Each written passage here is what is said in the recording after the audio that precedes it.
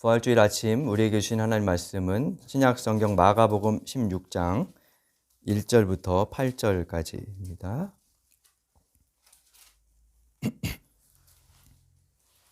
한 절씩 하나님 말씀을 교독하겠습니다.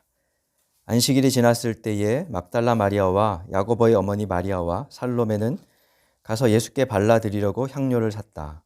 그래서 이에 첫날 새벽 해가 막 돋을 때에 무덤으로 갔다. 그들은 누가 우리를 위하여 그 돌을 무덤 어귀에서 굴려내 주겠는가 하고 서로 말하였다. 그런데 눈을 들어서 보니 그 돌덩이는 이미 굴러져 있었다. 그 돌은 엄청나게 컸다. 그 여자들은 무덤 안으로 들어가서 웬 젊은 남자가 흰 옷을 입고 오른쪽에 앉아 있는 것을 보고 몹시 놀랐다. 그가 여자들에게 말하였다. 놀라지 마시오. 그대들은 십자가에 못 박히신 나사렛 사람 예수를 찾고 있지만 그는 살아나셨소. 그는 여기에 계시지 않소. 보시오. 그를 안장했던 곳이오. 그러니 그대들은 가서 그의 제자들과 베드로에게 말하기를 그는 그들보다 먼저 갈릴리로 가실 것이니 그가 그들에게 말씀하신 대로 그들은 거기에서 그를 볼 것이라고 하시오. 그들은 뛰쳐나와서 무덤에서 도망하였다. 그들은 벌벌 떨며 넋을 잃었던 것이다. 그들은 무서워서 아무에게도 아무 말도 못하였다. 아멘.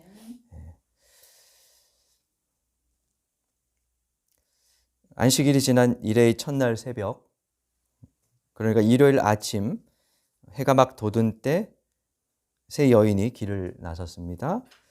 막달라 마리아, 야고보의 어머니 마리아, 그리고 살로메였습니다. 해가 돋는 새벽에 길을 나섰으니 주변은 차츰 환하게 밝아오고 있었을 겁니다. 하지만 여인들의 마음에는 짙은 어둠이 내려앉아 있었습니다. 이틀 전 그동안 삶의 희망이라 여기며 따르던 예수께서 허망하게 죽음을 맞았기 때문이었습니다. 게다가 돌아가신 때가 안식일 시작을 몇 시간 앞둔 오후여서 황급하게 장례를 치르느라 시신을 제대로 수습하지도 못하고 돌무덤에 안치해둔 상태였습니다. 그래서 안식일이 끝난 저녁에 향료를 사두고 다음 날 동이 트자마자 길을 나선 참이었습니다. 더 시간이 흐르기 전에 시신이 부패할 때 풍기는 악취를 없앨 향유를 바르기 위해서였습니다. 길을 가면서 세 여인은 아마 깊은 침묵 속에 있었을 겁니다. 누군가의 장례를 치른다는 것, 그가 따르고 사랑하던 사람이었다는 것은 그들의 말을 빼앗아갔겠죠. 그렇게 무덤에 가까이 왔을 때 한 여인이 침묵을 깨고 말합니다. 누가 우리를 위하여 무덤 어귀에서 돌을 굴려내 줄까?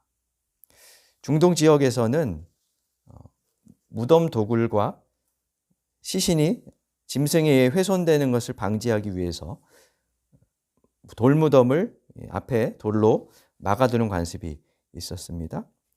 본문에 따르면 예수의 무덤을 막은 돌은 엄청나게 큰 것이었고요. 여인들로서는 그것을 옮길 힘이 없었습니다. 그런데 놀라운 광경이 벌어졌습니다. 무덤을 막고 있던 돌덩이가 이미 굴려져 있었던 것입니다. 여인들은 예수의 시신을 누가 훔쳐갔으면 어쩌나 하는 걱정, 또 당황스러운 마음으로 조심스레 돌무덤 안으로 발을 옮겼겠죠.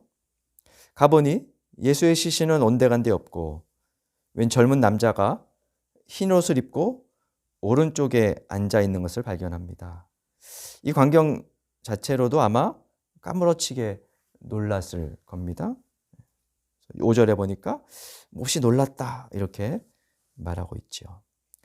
그런데 그 여자들에게 젊은 남자가 말합니다. 놀라지 마시오. 그대들은 십자가에 못 박히신 나사렛 사람 예수를 찾고 있지만 그는 살아나셨소. 그는 여기 계시지 않소. 보시오. 그를 안장했던 것이오. 그러니 그대들은 가서 제자들과 베드로에게 말하기를 예수는 너희보다 먼저 갈릴리로 가실 것이니 그가 너희에게 말씀하신 대로 거기에서 그를 볼 것이다 라고 말하시오 하고 전합니다. 이 말을 듣고 여인들은 얼이 빠질 만큼 놀라서 무덤에서 뛰쳐나와 도망했습니다.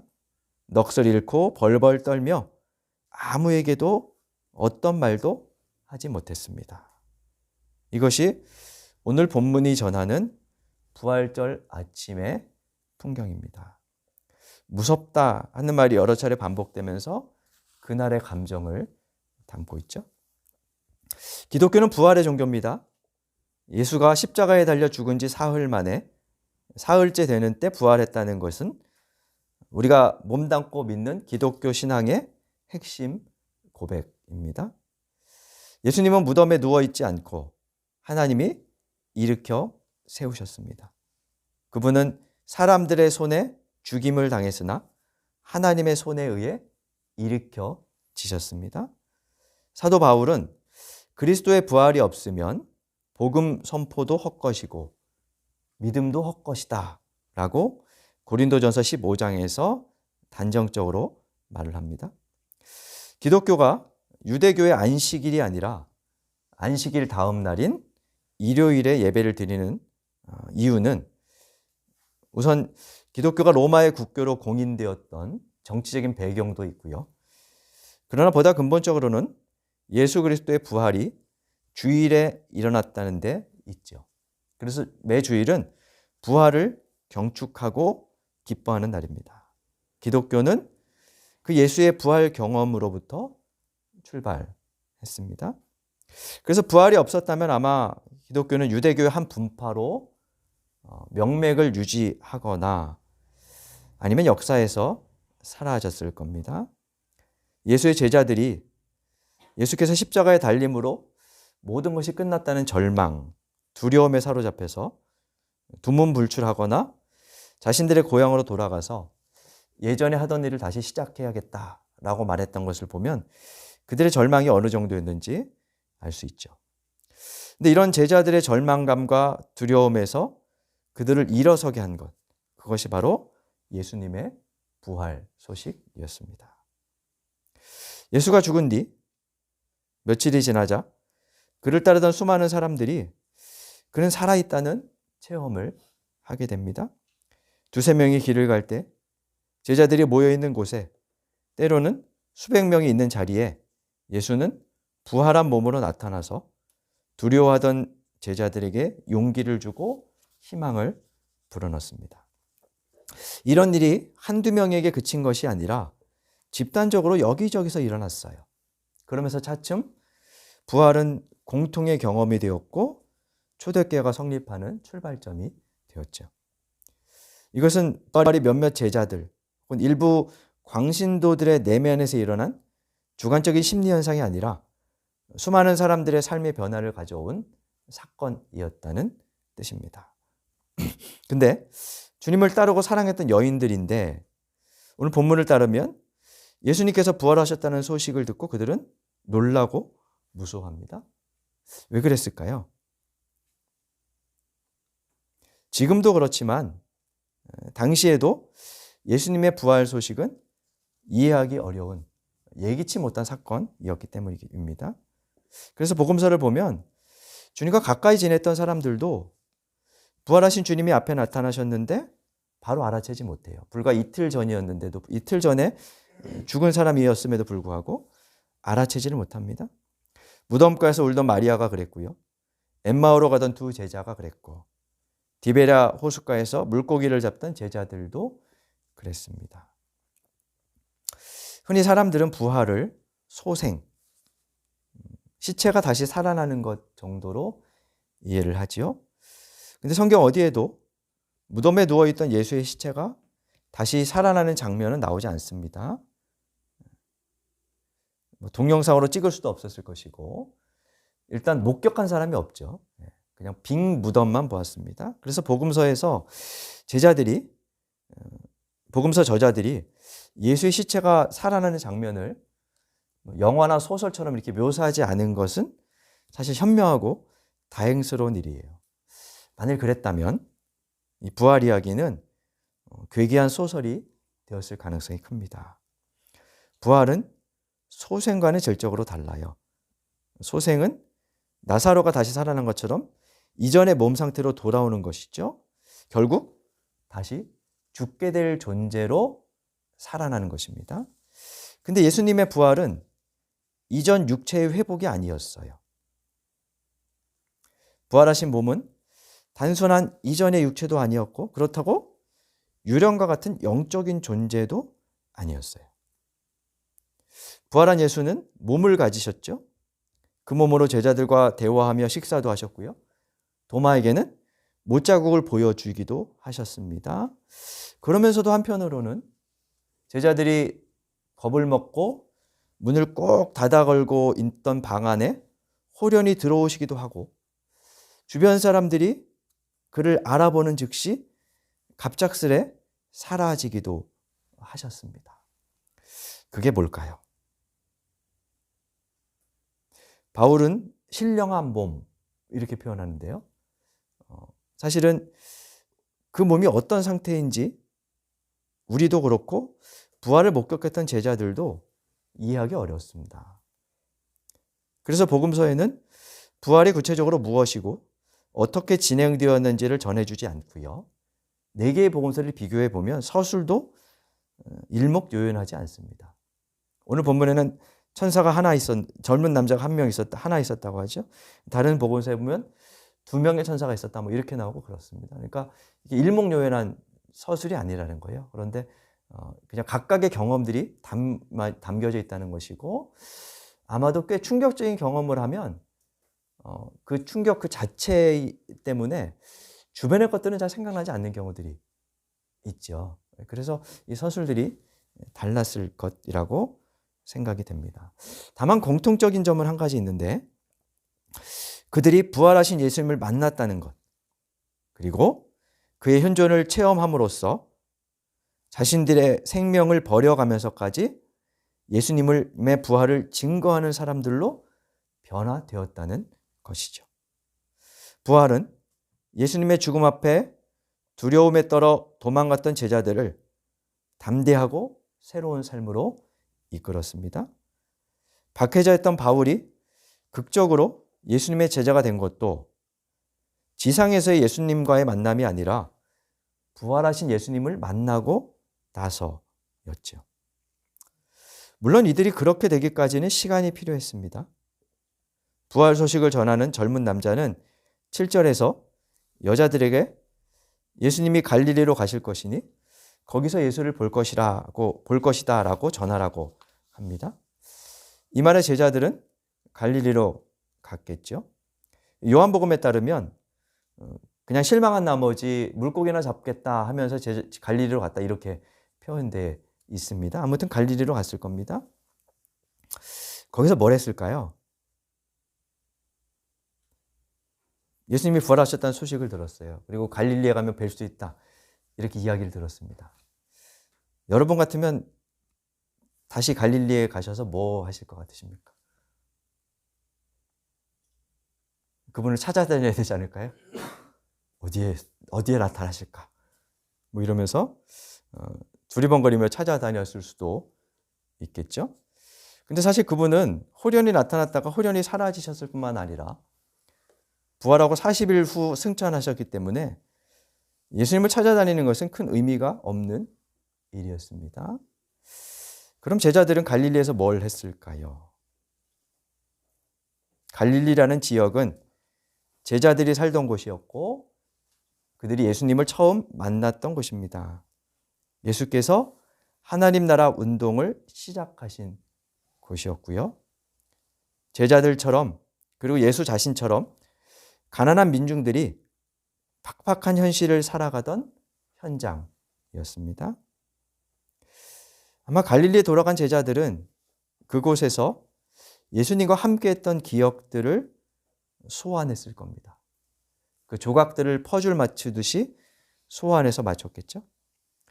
그분을 처음 만났던 호숫가, 예수께서 가난한 자는 복이 있다고 선포하셨던 어느 산, 종교 지도자들을 준엄하게 꾸짖던 회당 등 갈릴리의 여기저기를 다니며 예수께서 하셨던 말씀과 보여주신 모습을 떠올렸을 겁니다.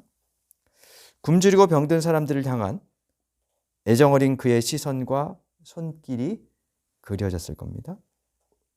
그렇게 제자들은 예수의 삶을 부활 이후에 재해석하기 시작합니다. 부활의 관점으로 새롭게 보기 시작했다는 뜻입니다. 그러자 전에는 미처 알지 못했던 예수님의 말씀이 이해되기 시작했고, 그를 따르는 자신들의 정체도 새롭게 자각하기 시작했습니다. 그동안 회당에서 읽어왔지만 눈에 들어오지 않았던 구약의 말씀도 새로운 시각으로 읽게 되었습니다. 권력에 의한 수탈과 폭력에 눈물 짓던 사람들의 얼굴이 보였고, 그들을 위해 무엇을 해야 할지도 알게 되었습니다. 부활의 생명이, 부활의 기쁨이 그 감격을 저홀로 자족하면서 사는 것에 있지 않고 생명이 필요한 곳에 자신을 내어줌으로써, 공동체를 내어줌으로써 그 의미가 완성된다는 것을 알게 되었습니다. 그래서 초대교회는 서로의 것을 나누며 사랑을 키우는 공동체가 되었죠. 비로소 제자들의 마음에 드리워져 있던 어둠이 걷히고 해가 돋기 시작했고, 그들은 예수의 부활을 자신들의 삶의 중심으로 삼아서 내 속에 예수께서 살고 내 삶에서 예수를 살려내는 인생을 살고자 했습니다. 우리가 오늘 주님의 부활을 경축하는 것은 단지 그분이 2000년 전에 사망을 이기고 살아나셨기 때문이 아닙니다. 지금 우리 가운데 현존하고 계심을 믿기 때문입니다. 그래서 우리는 매주일 사도신경을 통해 부활을 믿는다고 고백합니다. 그러나 우리가 현실의 삶에서 세상의 가치에 굴복하며 살아간다면 그 고백은 소용이 없습니다. 교회 안에서 부활을 경축하면서도 교회 밖에서의 삶이, 또 교회의 행태가 부활의 삶이 되지 않는다면, 만물을 살게 하는 일을 하지 못하고 있다면 주님은 여전히 무덤 속에 갇혀 계신 것과 다르지 않습니다. 부활절이 있는 4월, 3월 말에 부활절이 오기도 하는데 주로 4월에 우리가 부활절을 맞지요. 4월은 온갖 꽃들이 피어나는 화려한 때이지만 우리 현대사에서 4월은 유난히 국가 권력에 의한 폭력이 많은 때이기도 합니다. 1948년 4월 3일 제주도민 전체의 10분의 1이 넘는 3만 명이 무참히 살해되었던 날이고요. 1960년 4월 19일 이승만 독재 정권에 저항하던 김주열을 비롯한 수백 명의 민주 시민들과 학생들이 피를 흘린 날입니다. 그리고 2014년 4월 16일은 씻을 수 없는 세월호의 아픔이 있었던 날이죠. 더군다나 현재 한국 기독교의 모습은 부활의 기쁨이나 소망, 생명보다 슬픔과 절망, 아픔을 세상에 뿌리는 듯 합니다. 그래서 이런 현실을 생각하면 이 즈음의 부활절이 마냥 기쁘지만은 않습니다. 그럼에도 우리가 희망하는 것은 제자들이 부활하신 예수님을 만나 삶의 방향을 바꾸고 사회를 변화시켜 나갔다는 겁니다. 그래서 이제 우리도 부활의 예수님을 새롭게 만남으로써 우리의 눈에 드리워진 어둠이 걷히고 우리의 삶에 내려앉은 무덤이 사라지고 해가 돋는 경험을 해야 한다는 거죠. 아울러 우리가 사는 세상에 온갖 어둠을 걷어내고 부활의 해가 떠오르게 하는 삶을 살아야 한다는 것입니다. 설교 전에 들은 찬양, 부활은 봄이 오는 것이라는 찬송의 그 찬양의 마지막 가사를 보면 부활은 오늘을 사는 것이라고 말해요. 그냥 죽은 후에 천국 갈래 이걸 꿈꾸는 것이 아니라 그 영원을 믿으며 오늘을 살아내는 것. 그것이 부활이라는 거죠. 무덤 너머 부활의 빛이 온 누리에 비치고 있습니다. 저 어둠 사이로 해가 막 돋고 있는 부활의 아침입니다. 저와 여러분, 우리 공동체와 이 사회에도 부활의 해가 돋아날 수 있기를 간절히 바랍니다. 주신 말씀 되새기며 다짐의 기도 드리겠습니다.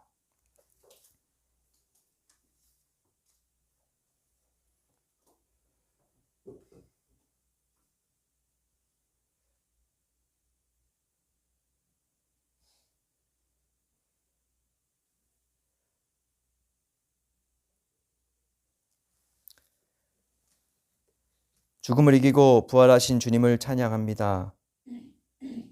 주님의 부활을 만나 어둠이 걷히고 해가 돋는 경험을 했던 제자들처럼 우리도 이 아침에 부활의 예수님을 만나게 하여 주옵소서.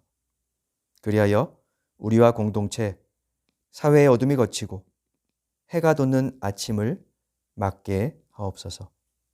꽃이 피는 봄을 맞게 하옵소서. 죽음이 생명으로, 절망이 희망으로, 불의가 정의로 바뀌는 부활절 되게 하옵소서. 예수님 이름으로 기도드립니다. 아멘.